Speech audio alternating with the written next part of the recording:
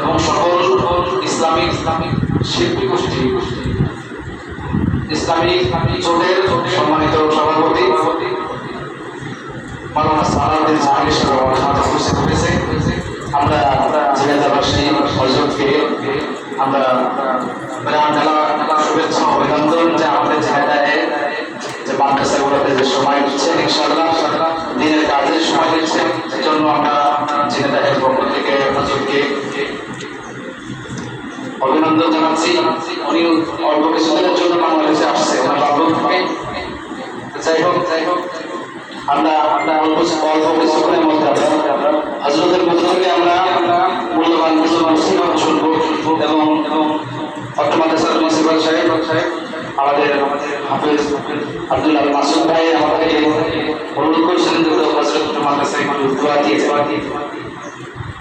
Principal সাহেব একটু ব্যস্ত কারণে একটু বাইরে আছে, এজন্য আমরা শিডিউলের জন্য কথা দিতে পারছিলাম না। তারপরে হযরত বলে যে যেহেতু আবেদন জানাইছে আমরা একটু ভুলে যাই, এজন্য আমাদের সামনে এখন আলোচনা করছেন জনাব মাওলানা সালাউদ্দিন জাহাঙ্গীর সাহেব। আমি হযরতকে মূল্যবান নসিহত পেশ করার জন্য অনুরোধ করছি।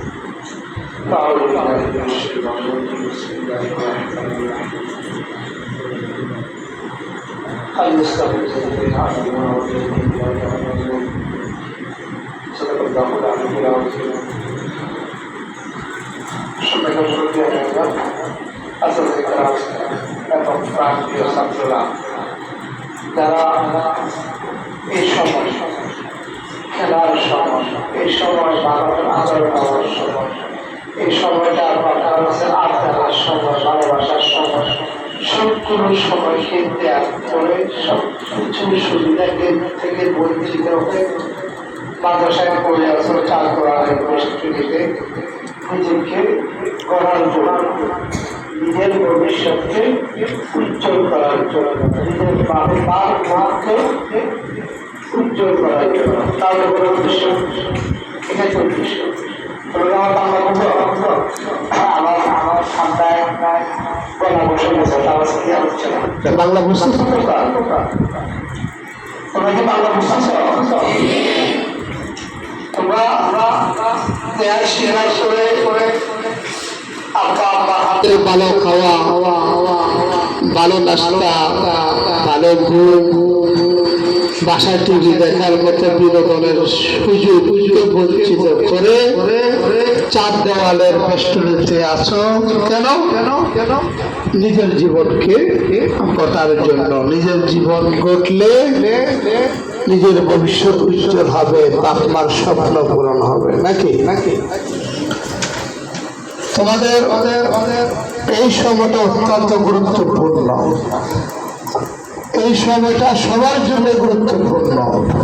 কে কতটুকু এলেম হাসিল করতে পেরেছে, জাগতিক বলো আর আখিরাতের বলো, এই সময়টা পরবর্তী টান, পরবর্তী মোড়, পরবর্তী স্পিরিট, পরবর্তী চলার দিক নির্দেশনা চলে আসে। একটা ছাত্র 3 বছর থেকে 20 বছর পড়ালেখা করলো, 20-22 বছর 25 বছর টার্গেট নিয়ে মাদ্রাসায় হোক, স্কুলে হোক, ইউনিভার্সিটি হোক, কলেজ হোক, এই সময়টা ইম্পর্টেন্ট।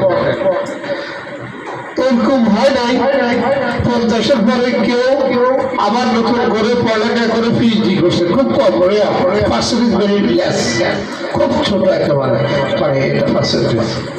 তোমাদের সময়টা গুরুত্বপূর্ণ। এই সময়টা যদি তোমরা দিক নির্দেশন অনুযায়ী চলো, শিক্ষক মন্ডলের অনুশাসনে চলো, তাদের স্নেহ মায়া মমতা গেরা এই পরিবেশের ভিতরে যদি মানুষ হতে পারো, তাহলে তোমাদের মূল মাকসাদ হাসিল হবে, উদ্দেশ্য হাসিল হবে নাকি? আব্বা মা যে এখানে দিয়ে রাখছে তোমাদেরকে একটা উদ্দেশ্য নিয়ে তো দিছে নাকি? আমার কথা কি বুঝতেছো তোমরা? জি বলে উত্তর না দিলে বুঝবে, হয়তো আমি বলতে কথা শুনতে পাও না? উত্তর দিও নাকি? ইনশাআল্লাহ ইনশাআল্লাহ। জাযাকাল্লাহ খাইর। আমি যে কথাটা সংক্ষিপ্ত বলতে চাই, সফলতা তখনই হাত ছাড়িয়ে দিবে যখন তুমি মানসিকভাবে প্রিপারেশন নাও, মানসিক প্রস্তুতি নাও, একাগ্রতার সাথে, একনিষ্ঠতার সাথে ঐকান্তিক ইচ্ছা নিয়ে যখন পড়ালেখা করবে, টার্গেট রাখবে সামনে, তাহলে তুমি সফলতায় পৌঁছতে পারবে। বন্দুকের মাল ছোড়ার আগে যদি টার্গেট ঠিক করে না ছাড়ে, ছেড়ে দিয়ে আগার দিকে যাবে যাবে কিনা? তোমাদের জীবনকে যদি এখন টার্গেট ঠিক করো আর সময়টা ব্যয় করো, তখন যে মাকসাদে পৌঁছতে পারবে নাকি? একটা প্লেন যখন ছাড়ে, একটা ডেস্টিনেশন অটোমেটিক কম্পিউটারে এটার অ্যাড্রেস দিয়ে দেওয়া হয় স্ক্রিনে, দেওয়ার পরে প্লেন তার অটোমেটিক যায়। তুমি যদি সেখানে ডেস্টিনেশন তোমার গন্তব্যের যদি নাম্বার ভুল দাও, ওখানেই যাবে। তুমি যদি মানুষ গড়ার জন্য চেষ্টা করো, মানুষ গড়বে। আর যদি দুষ্টামি করে নিজের জীবনকে অপচয় করো, ঠেলা গাড়ি রিক্সা চালানোর ভবিষ্যৎ হবে নাকি? সমাজে তুমি সম্মানিত হতে পারবে না। তাই আজকে তোমাদের ছেলেটার নাম কি? হাসান হুসাইন আহমেদ, এই যে ছোট ছেলে, তার টার্গেট ছিল, তোমরা টার্গেট বাড়িয়ে দাও। তার মতো হাজার হাজার ছেলে টার্গেট নিয়ে এখানে আসছে, সে একজন দুজন থেকে এক নাম্বার হয়ে নেই, হাজার হাজার ছাত্র থেকে বাছাই করে পুরা বাংলাদেশ থেকে প্রতিটা ডিস্ট্রিক্ট থেকে নিয়ে বিভাগে আসে, বিভাগ থেকে এসে মেন জায়গায় আসে, এভাবে আসে। ওর মতো লক্ষ লক্ষ ছেলে কম্পিটিশন করেছে, করে নাই? কিন্তু তার টার্গেট ছিল, আসলে কারণে মেহনত ছিল, পরিশ্রম ছিল, কোরবানি ছিল। তোমরাও সেভাবে টার্গেট নিয়ে এগিয়ে আসো, ইনশাআল্লাহ তুমিও সম্মানী হবে, উস্তাদদেরকেও সম্মানিত করবে, বাবা নাজাতের জরিয়া বানবে। কাল মাজারে মাহশারে আল্লাহ তাআলা একজন হাফেজকে কি বলবে? তোমরা তো আছে গ্রাম নিশ্চয় শুনে আসছো, বারবার শুনতেছ।